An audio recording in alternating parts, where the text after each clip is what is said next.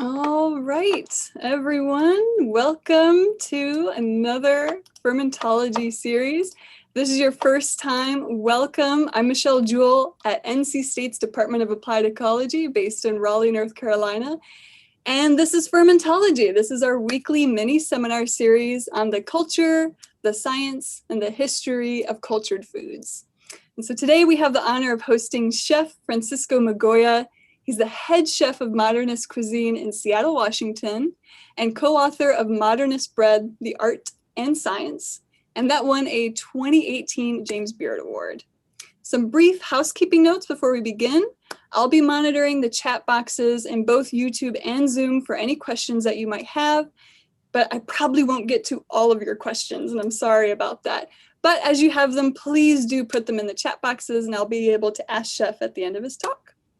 So without further ado, Chef, you want to take it away? Go ahead. All right. So, hi, everybody. I have no idea how many of you are out there, and, we'll just get started, and hopefully there'll be some good takeaways from from my presentation here. So there will be some questions that you can ask, and I will try my best at the end of this to answer as many as possible, because there are a lot of questions. Usually people want to know a lot about fermentation, and so we're gonna just dive right in.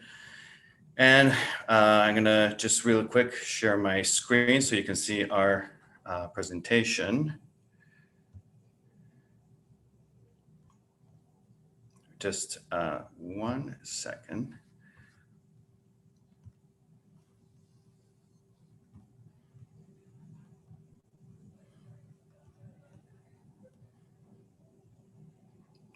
Okay, so we're going to get started here. So let's see. This is the team that I work with. Right at the center, that's Nathan Merville, who is the founder of Modernist Cuisine and my boss.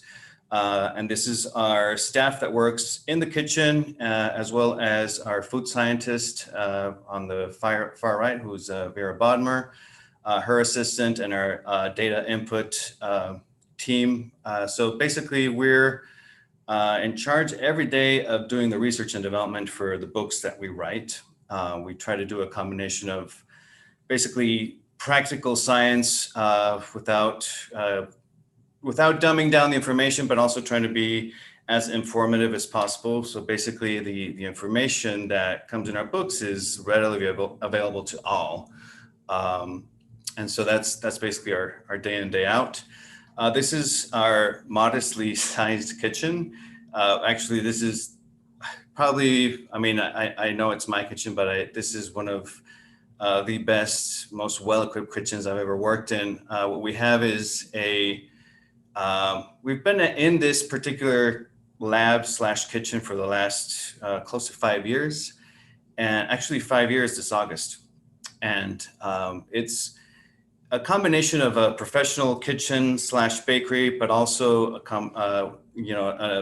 there's a science lab environment as well, because we have some scientific equipment in there as well. You might see on your far left, we have a rotary evaporator, we have a spray dryer, we have a rotostator homogenizer, we have various types of equipment that are utilized more in like scientific lab environments.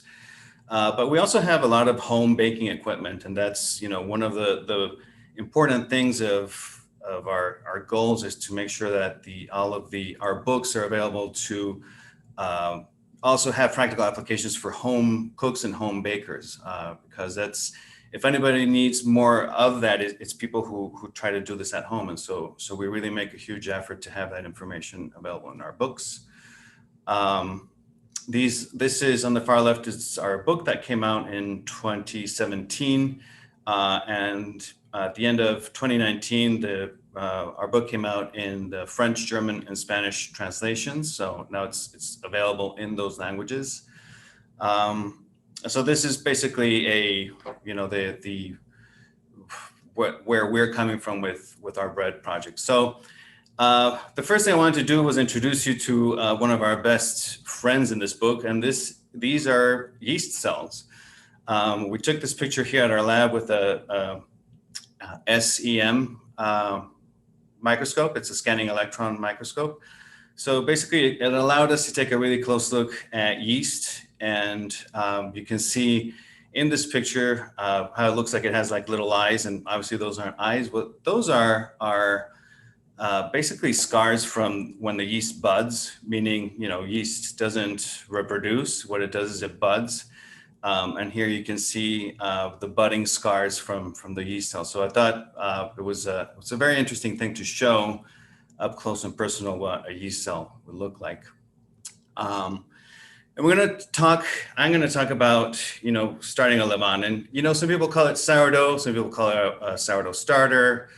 There's many different names for it, but we decided to stay with levain because it was a little bit clearer, simply because when you just say sourdough, it could imply that you're just talking about the bread or you're talking about the starter. So just to give a little bit of context of why we decided to keep the French term for basically what is a wild yeast bread starter. So this PDF is going to be available to everybody here once we're done with this talk, but a basic process for starting a levain is basically to just combine water and flour.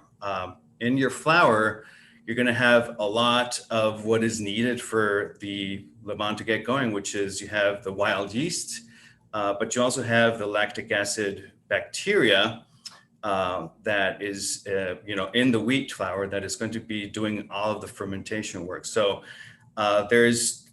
basically, you're going to need a few days once you mix your water and flour to get the whole process going.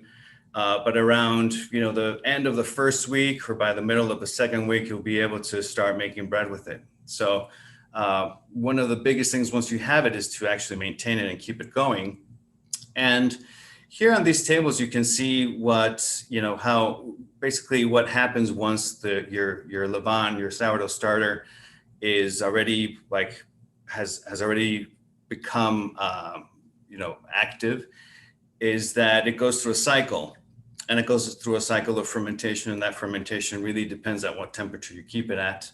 But it basically it knows at what time it's going to get fed. It's a very interesting culture, because what you have is yeast is one of the organisms that is most adaptable on our planet, and it learns essentially if it's fed every 24 hours, it pretty much learns to adapt to that. And so it goes through its feeding cycle, and it knows when it's basically going to be slowing down, because it knows that more food is coming. So it's a very interesting culture that you create when you start a sourdough starter. You can see here, how the acidity levels will basically drop, meaning become more acidic as time goes by. So it really depends on how acidic you want your bread to be. It really, that's what it depends when you're going to start using your sourdough starter. So, and it also depends on what temperature you leave it at. If you see, there's certain lactic acid bacteria that prefers to be in warmer temperatures, and there's certain lactic acid bacteria that prefers to be in colder temperatures. And so it really depends on what flavor outcome you want, what temperature you're going to leave it at. And so I can talk a little bit more about that in a little bit, but it's really, you're in control of the lifespan of your sourdough starter, of your levain. I mentioned lactic acid bacteria, or lab, and I also mentioned yeast in the same sentence, and that is because it's very important to understand, and I really want to make sure that everybody is going to get this as part of a big takeaway from my talk, is that if we're talking about a levain and or wild yeast starter, a lot of people really focus on the yeast part of a starter. And while that is important, I would almost say that the lactic acid bacteria in this levain is more important. And the reason for it is because lactic acid bacteria microorganisms outnumber yeast about 100 to 1. So if we're talking about, numbers, the numbers of lactic acid bacteria in the sourdough starter are much more important than the amount of yeast. The yeast strains, the cells that you're going to get in your starter are going to be pretty much the same. It's basically a Saccharomyces cerevisiae is the yeast that is most dominant in your starter. And it's about 80% of the yeast that is in that starter. And the other 20% can be a mix of different strains of yeast, but the dominant in most sourdough starters is going to be Saccharomyces cerevisiae. But when we talk about lactic acid bacteria is what's going to give your starter, your levain, its own character and personality. And why is that?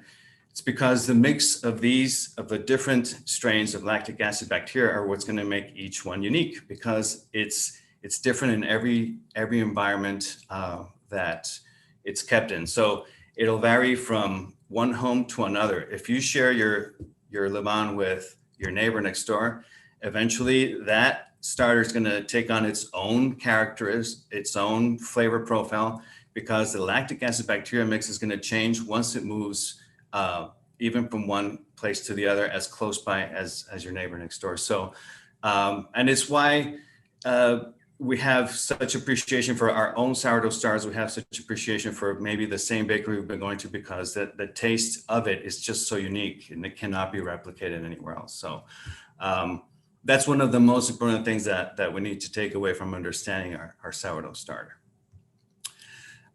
There's various stages of our levain, meaning what it's like, what it goes through this fermentation curve, basically. And so here you can see three very distinct stages. On the far left is what we would kind of call a young levain, meaning it's been mixed, it's been a few hours, and you're going to start to see some activity. In the actual tub, you can see that there are some bubbles that are starting to form as well. So there is some activity happening here. In the middle is what we would call a ripe levain. That's when I like to use it. So some bakers like to use it when it's young. I like to use it when it's ripe, because I do like some of that, acidity, that personality of acidity in my sourdough bread. But some bakers prefer to have it a little bit less sour, and so they use it when it's young, in its younger stages, in its first hours of after it's being fed, and that's totally fine too. It's a matter of personal preference. And on the far right, we're going to have what is called a mature levain, which is, it's still active. There's still going to be some fermentation activity, but it's already reached its peak. After that, it's going to start going downhill, and it won't have as much fermenting strength once it reaches that point. And at this point is when, we're not using it anymore. We're going to perhaps feed it. It's not at a point where I would actually use it to make a dough. Okay, and you can see it's reached the highest level of the tub. And at all of these three tubs that you see in the picture, they all started at the same size, or the same amount in each tub. But you can see how, through the passage of time, how it has increased its in volume just from fermenting in the tub. And you can actually see it, you can see how it grows in the tub, but you can also see what it looks like on top. And you can see in the top left picture, it's what we would call a young levain, where we see some CO2 bubbles forming within it. But then we start to see, as it gets more and more mature, how that activity, that CO2 production becomes a lot more intense, and we have a lot more bubble formation. And that is in part what is responsible for all of the crumb and the air pockets that you're going to see inside your baked loaf of bread.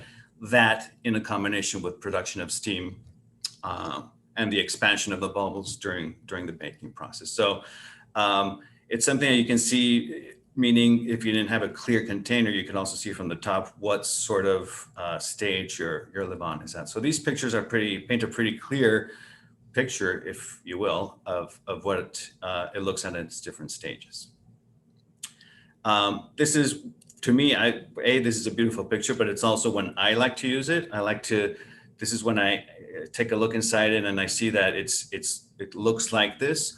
It also coincides with what I consider to be an ideal pH for the actual starter, for when I want to mix it into the rest of the ingredients to make a dough.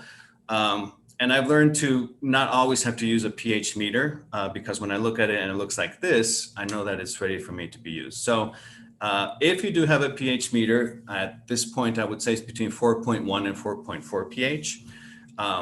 And that is, to me, is at its peak of fermentation. It's when it's going to really make a really nice bread. But again, you can also, once you do it enough, you can go by what it looks like.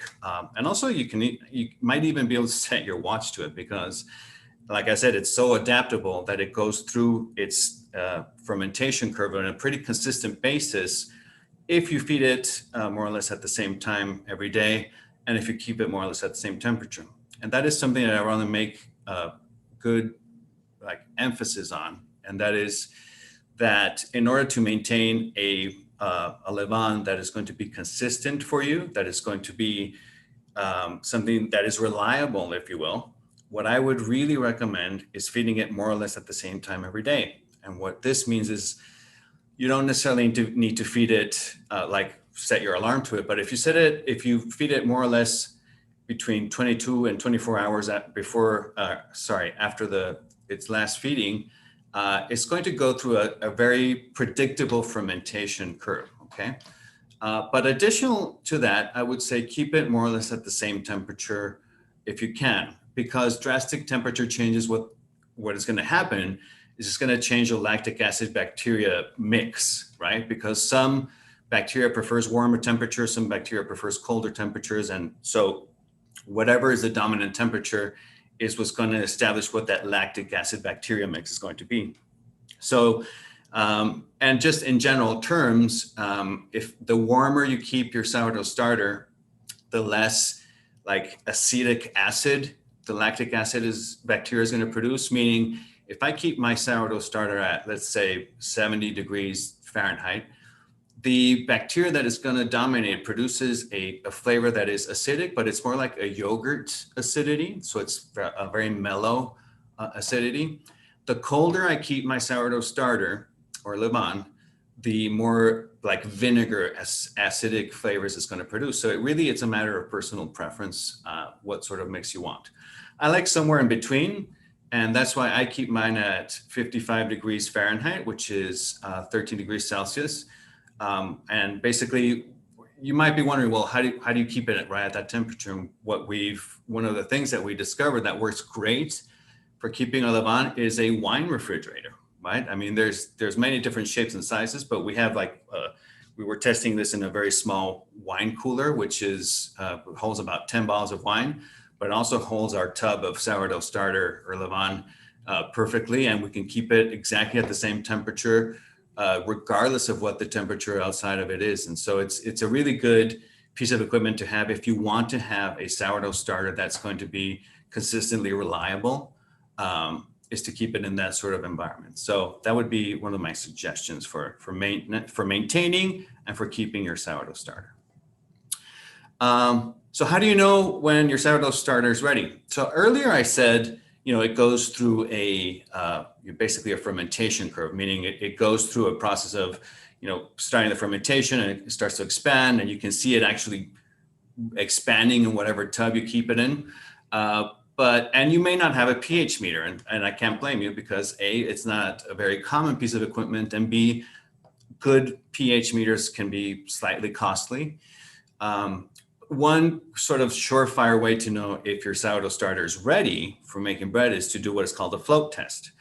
And the way we suggest doing it, and this is something that has existed for, as long as people have been making bread, is this particular test. And what it consists of is taking some of the sourdough starter or your levain and just putting it in a cup with water. If it floats, it means that there's still a lot of bubbles inside of it, and those bubbles are the CO2, the fermentation, the results of the fermentation of the yeast that are going to keep the sourdough starter afloat. Once a sourdough starter starts to decay and basically start to reach the end of its active lifespan, those bubbles are going to start to pop, and it's going to make it so that it doesn't float. It'll start to sink. So when you have something that is alive and active, it's going to be floating to the top of the water. If it's starting to age out, it's going to start to sink to the bottom. And this is why I suggest whenever you're making a sourdough bread, when you measure out your water, you measure that into whatever you're mixing it in. The second ingredient that should go in should be your starter. And that is so that you do two things, you kill two birds with one stone. The first is that you make sure that your sourdough starter is actually active and it's ready to go. And the second thing you're accomplishing is that you're not having to measure it into different bowls or different containers, where you can lose a little bit every time you scrape it out in and out of one place to put it into another place. So it's a very practical thing to do, is to try and measure everything out into the same container that it's going to be mixed in. It's just a matter of practical purposes.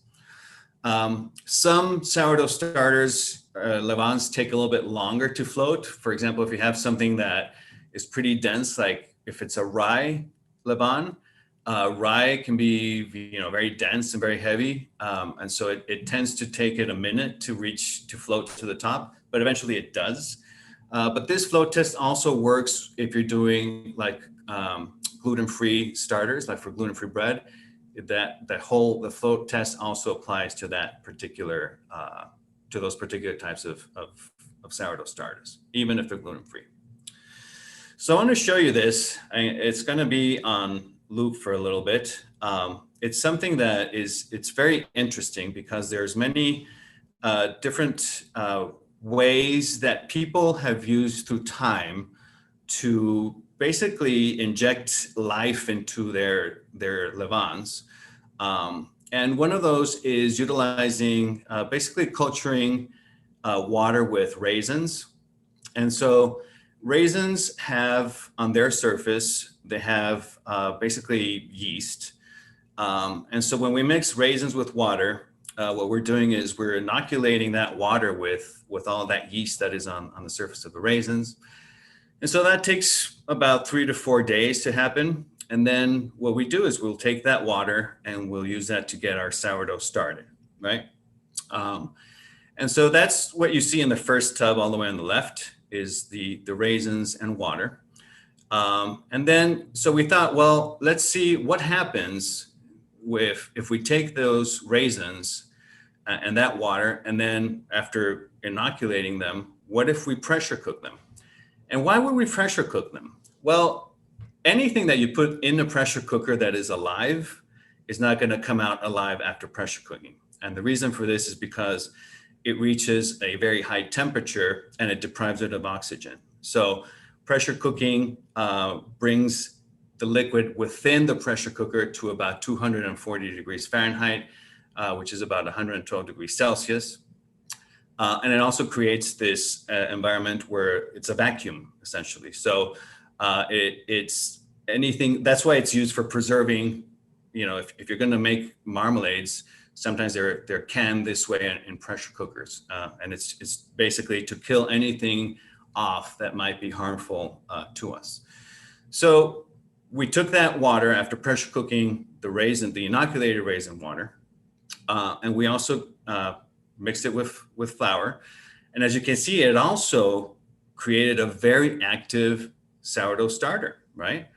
And so what is happening here if the yeast is dead?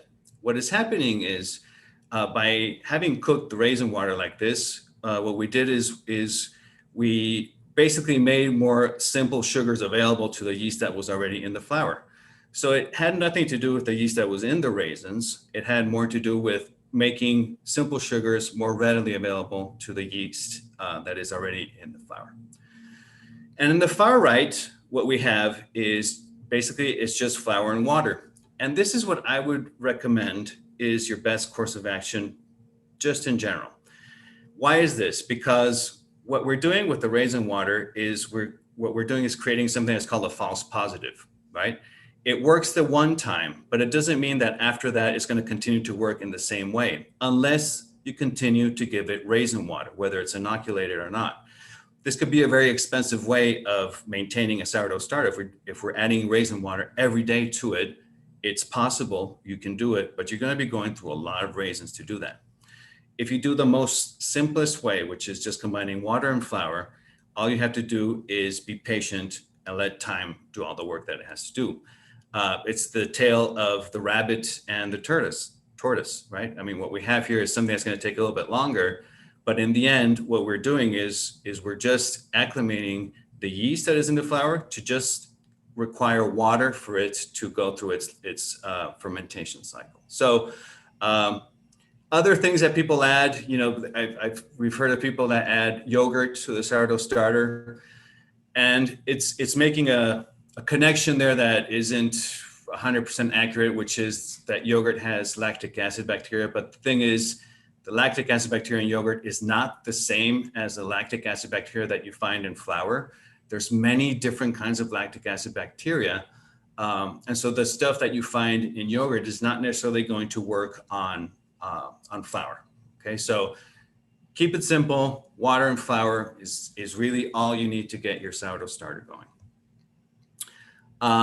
And here you can see, you know, basically it's through time what the cycle went through. So for me personally, a sourdough starter, you know, going to full fermentation within 6 hours is too fast. It's too much. And it's not going to give us the complexity of flavors that we're looking for in a sourdough starter. There is such a thing as going too fast. It's almost as fast as if you were using straight up commercial yeast. There's nothing wrong with using commercial yeast. In fact, it's the same strains as you find in your sourdough starter. It's just a more purified form of that yeast. But what it allows you to do is make breads a lot faster. Those breads that are a lot faster, as you may know, they have a completely different set of characteristics as a fully sourdough bread does. So it's a matter of personal preference. I prefer to have a sourdough starter that's going to have a longer fermentation curve time and produce more complexity of flavor and aroma in my bread, if I'm looking for a sourdough starter, a sourdough type of bread. And so here you can see, you know, the activity versus time, how quickly one goes versus the other. And it's just seen more in this like particular chart here, okay? Which brings us to the water, right? I mean, this is something, one of the things that we really wanted to test out was, you know, does the type of water really matter? And so these are sourdough starters, and they were all fed with different types of water. Hard water, for those of you who don't know, hard water is water that has a lot of high mineral content. Filtered water is basically just water that you would drink straight up. Tap water is water from your sink. Distilled water is water that has been completely purified. It contains no minerals at all. So it's just water. That's all there is in it. And then chlorinated water, which is water with a little bit of chlorine. This chlorinated water, actually what we did is we replicated the amount of chlorine that is available, that is typically used in pools. And I think it's 4 parts per million or 0.4 per million. So it's pool water. We didn't go into somebody's pool and get water from their pool. What we did is we replicated what that mix of water and chlorine is. So as you can see in all 4 of these, the yeast couldn't care any less what type of water it was part of the mix. Now, this is important because there's a lot of, there's almost these like attributes that are sometimes given to water that are not completely accurate. Now, there is such a thing as too hard of a water that has too many minerals, and this creates a hostile environment for many types of microorganisms. So we wouldn't recommend that. But the quickest gauge for you on whether your water is good enough for bread or not is ask yourself this: would you drink that water? If that water is clear and it doesn't have any aroma and it's not slimy, it's water you would drink. That water is perfectly good to use for your bread and for your sourdough, for your levain, without any problems whatsoever. I say this because we did a lot of experiments with water, particularly for bagels, mostly because all we hear with, you know, bagels, that the only good bagels are bagels in New York City. And that is a problematic assessment for many reasons. And very importantly, is because it's not true, but because New York City doesn't have a single source of water. New York City gets its water from 5 different sources.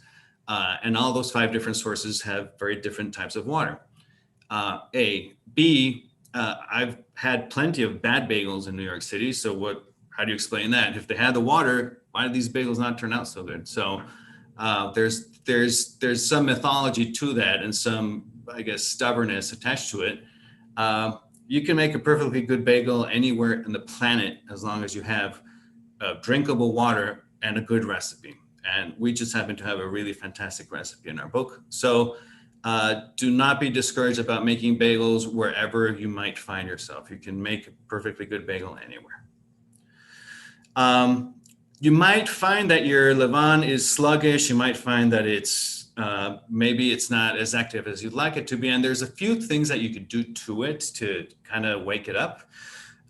It turns out that a little bit of chickpea flour or a little bit of rye flour or even whole wheat flour as well is fantastic. It's like giving it a vitamin B shot if your starter is sluggish. I would suggest going 2, 3, 4, 5% maximum, meaning of the addition of that different kind of flour. Of course, you might have a whole wheat flour starter, which is 100% whole wheat, and that's fine. You probably won't have any problems with it becoming sluggish if you're doing a whole wheat starter. But if it's a white flour, like a bread flour starter, and it's sluggish, adding chickpea flour or rye flour or whole wheat flour really, really wakes it up. And why is this? Because there are substrates or nutrients in these types of flours that yeast loves. And so it's a good idea. You could do it every day, or you could do it for just a few days while your sourdough starter starts to wake up. But it's a great way to basically get it back to life just with these little bit of these flours. So you might ask yourself, okay, so I don't make bread every day. Do I have to feed my sourdough starter every day? The short answer is not every day, but don't leave it in your fridge for weeks and weeks and hope that it's going to be fine, 2 or 3 months after it's been doing that. You try to wake it up and it takes it, 3, 4, or 5 days to get back up to life. In reality, what you're doing when that's happening is you're actually starting a brand new starter. Whatever was left in that jar is not really alive anymore. Yeast is a living thing. And if we deprive it of food, it's going to die. There is a state of dormancy, sort of, but for the most part, when we try to wake it up with new flour, essentially what we're doing is we're starting a new starter. So I would recommend that if you're not making bread every day, there's different things that you could do with whatever you're discarding. But just to put it in context, if you feed 1 cup of levain for 1 year, you're basically utilizing 50 pounds of flour. So that's a lot of flour to utilize. So it's to make sure that that if you're using it, that you're actually going to be making some bread with it. And if you made 1 kilo of sourdough starter a year, you essentially would need 200 pounds or 100 kilos of flour just for feeding. This is just for feeding purposes. So it definitely can go through a lot of flour. But it is the best thing to do to throw it out. And I would say that it's not a good idea to throw it out, mostly because it's very wasteful, right? And so there's a few things you can do. I mean, a lot of people have solutions for it. Some people use it to make cookies. Some people use it to make pancakes or, waffles. It's in a sense, like, I don't know if I would make waffles with my sourdough starter simply because it has too strong of a flour. And I don't know that I care for waffles that are going to be so tough and strong, or pancakes that are going to have, that more chew than I'd like. I prefer to have them be softer. So I wouldn't necessarily use them for sourdough waffles or pancakes. What I would do is I would try to find a way to preserve it. And this is a very easy way to preserve it. What we do is we take it, we spread it very thin on a mat, and then we put it in a dehydrator. And so you can see that's the picture in the top center. It's after it's been dehydrated. But what matters here is to dehydrate it at a very low temperature. If you do too high of a temperature, what you're going to have is increased yeast activity. And so it's basically going to go through its fermentation curve and die. What we're trying to do is basically just remove the water. So this might take a little bit of time, but we're removing the water and we're still keeping in the dry matter that's left. There's going to be still a lot of yeast cells that could become potentially active once we bring it back to life. So we put in a dehydrator, very low temperature. The top right, you can see how brittle and cracker-like it has become. We then grind it. That's the picture in the bottom left, just a spice grinder. And we keep it like that in refrigeration. And so when we're ready to use it again, what we do is we mix it with water, and within a day or two, what we're going to see that it's come back to life. I would suggest doing this over keeping that jar in your fridge for months, because this way what you have is, instead of having to wait 3, 4, or 5 days for the sourdough starter to come back to life, you only have to wait a day or two. And it's almost like having an instant yeast, but it's a sourdough starter that will hold very well as long as it's kept pulverized in your refrigerator. Another thing that you can do is you can, basically freeze it. And so what we do is, you can see in the top left picture, what we're doing is we're freezing it we're basically weighing out how much we're putting into the bag. In the middle picture on top, we're making it flat because things, when they're flat, they'll freeze a lot better and it occupies less space in your freezer. And another way to freeze it is in an ice cube tray, right? And this way you can basically pull out what you need for whatever amount of bread that you're going to make. A sourdough starter is probably going to stay in a freezer and still active. It has a couple of weeks. Yeast, like any living thing, doesn't like freezing temperatures. And so after a couple of weeks, it's not going to be very active anymore, but you can get, within those 2 weeks, you can easily freeze it, thaw it, and use it to make bread. And so it's another way of not wasting sourdough starter, okay? So the other option is to do what we call second chance sourdough. So essentially, instead of throwing that, whatever you're thinking of discarding away, think about this. Whatever is not used, whatever that discard is, has two very good things going for it. One is that it already has the flavor. It has the flavor from having gone through the fermentation. And the second is that it already has hydrated flour. And why is hydrated flour important? Hydrated flour is important because what it's going to do is it's going to reduce your mixing time once you mix it into a dough. Hydrated flour will already have some gluten development happening to it just by the passage of time. So it reduces mixing time, and it also has a lot of flavor. The problem is that your old sourdough starter is not going to be very active anymore with yeast. So what we do is we utilize it just like we would a sourdough starter, but we're going to add a little bit of commercial yeast to our dough. And that commercial yeast, what it's doing is it's standing in place for the yeast that used to be in your sourdough starter. So we're getting all the flavor, all the aroma, and all the complexity of our sourdough starter without the quandary of having wasted it, right? It's going to be put to use. And all we have to do is add a little bit of commercial flour to it, and it comes back to life. So it's a way of not wasting your sourdough starter and being able to use it. And so the other piece of good news is that if this is old sourdough starter, you can also save it, in Ziploc bags in your freezer. Use it as you need it. Just mix in. We use 0.5% of the weight of the flour in commercial yeast. And it gives us a bread that has the same aroma and complexity of a sourdough bread has, and we're reducing our amount of waste. One thing that we learned here while we were doing research for this book, and basically how to get people to care for their sourdough starters, was to actually name your levain. And it's a little bit of a quirky thing, but it helps to think of your levain as a pet. I don't know who has pets out there. I have 4 in my house.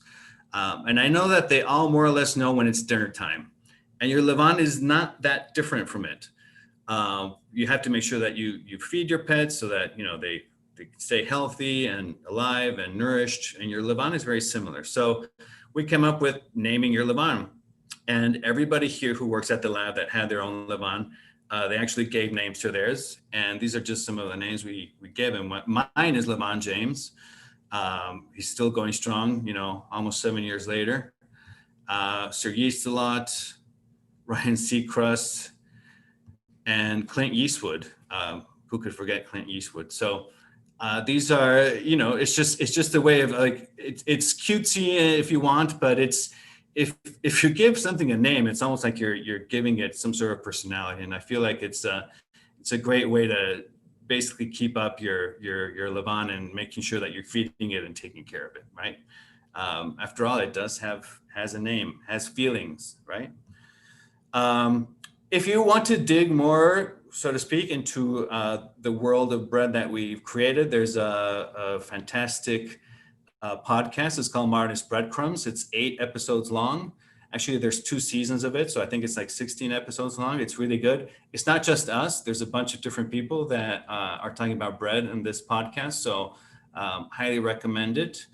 And if you like our photography, we have various galleries across the United States where our photography is basically displayed. There's one in Las Vegas, New Orleans, Seattle, and La Jolla, California, and also online. We have our upcoming project, which is we're getting close to wrapping up, which is our 3-volume book on pizza. So look out for that next year at some point. Also very well connected to the world of bread, obviously, and it's the reason why we segued into pizza was because of its connection to bread. So make sure to keep an eye out for that. I mean, who doesn't like pizza? I'm sure somebody out there doesn't, but very few people. So anyway, that's our next project, and that's what we'll be looking at in the future. So with that, what I would like to do now is I'd like to start taking questions, if that's okay with you. Yes. Absolutely, and we have loads. No. Lots of questions on dehydration specifically, so maybe sure. we'll start there. One of the first ones that came up a few times was, at what stage is that dehydration starting at? Is that a ripe? Is that a mature Levon?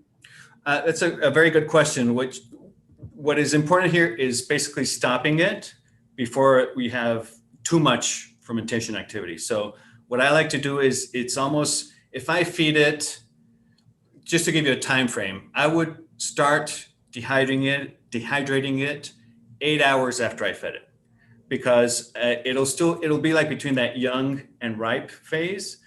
So the yeast is still like, it's starting to really, it's starting to work.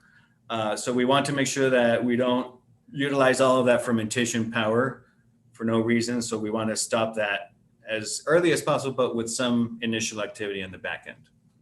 Brilliant. And then what temperature? You said you do it at low temperature, but is there a specific? So there's a couple of things you can do here. The first is, if you have a dehydrator, they're not very expensive and they're multi-purpose. You can use it for many things. I put it at the lowest setting, which is around 36 degrees Celsius. In Fahrenheit, it's like 90 something degrees Fahrenheit, 95. So at the lowest temperature. If you don't have a dehydrator, don't use an oven.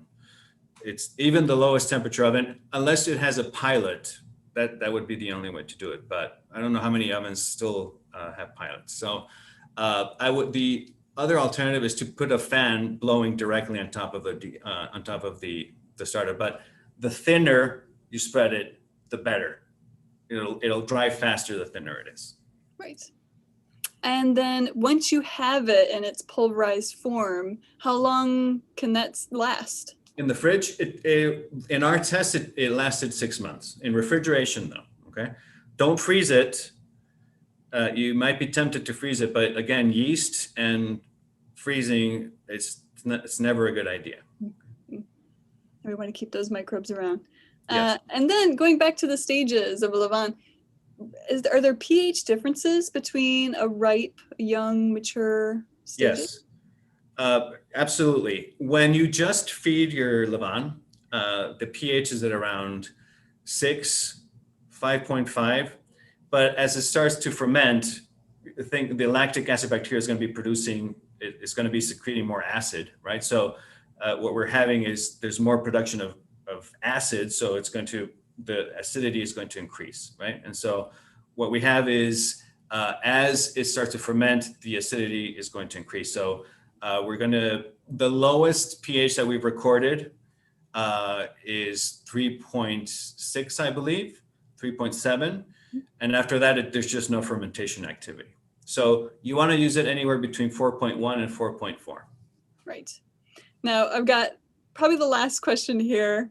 I don't want to take up all of your time, Chef. I really appreciate it. But they're related, both of these. Stephen and Clara are asking about flavors in your sourdough. Do you add flavors into it? And then Stephen was asking or waiting for the chocolate and cherry sourdough recipe as well. Okay. So the chocolate and cherry sourdough recipe is available on our website. So it is a recipe that we've made available to all.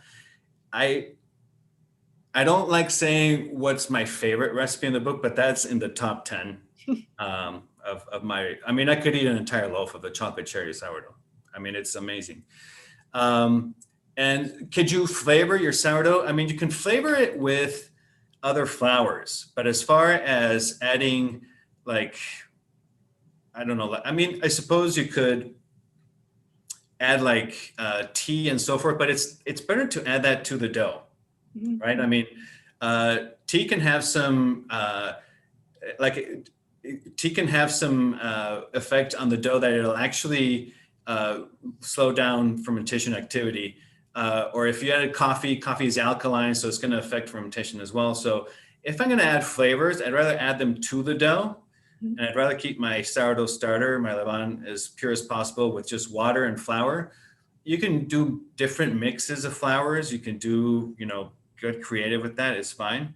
But I would add my more pronounced flavors on the mixing time, on the mixing stage. Brilliant. Chef, thank you so much for sharing your expertise with all of us and the roughly 220-ish people who are still on the line watching at the moment. Fantastic. I'll just give a quick plug before I let all of you go. Next week, Vivian Howard was supposed to be joining us to speak about pickling, but she's had to reschedule to sometime in October. So keep a lookout for an email from me about when that new talk's going to be. So otherwise, the next time I see you is going to be September 24th. We're going back to spices, and we're going to be chatting with a whole load, incredible team that's been working on Mesopotamian food. Really excited for this one, and I can't tell you out of all of the team who's going to be here yet, but that's going to be on September 24th, and you can get more details on the website. And when I email you tomorrow, which I'm going to include that lovely PDF that Chef's allowed us to have as well with instructions about your levain. So again, thank you so much, Chef. Appreciate your time, and hopefully see everybody later.